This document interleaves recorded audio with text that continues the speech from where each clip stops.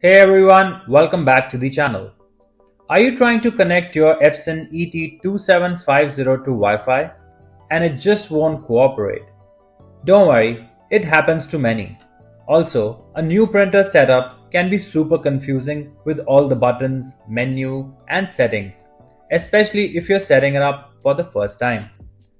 But the good news, getting your ET-2750 online is actually pretty simple once you know where everything is. And in this video, I'm going to walk you through the whole process step by step in the easiest way possible. By the end, your printer will be connected to your Wi-Fi and ready to go. So let's get started. First up, on your printer's control panel, use those right arrow buttons until you see Wi-Fi setup. Once you spot it, press OK and you're good to go. You'll see a screen that says Wi-Fi recommended. Go ahead and press OK again. Another confirmation screen will pop up. So once more, just press OK. Now, you should be on the Wi-Fi setup wizard screen. You need to press OK one more time. Alright, your printer is now going to start scanning your nearby Wi-Fi networks. Just give it a moment.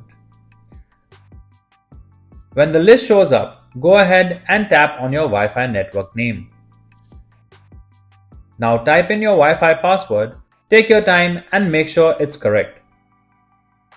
And that's it. Once everything connects, you'll see a little Wi-Fi icon pop up on the printer's control panel.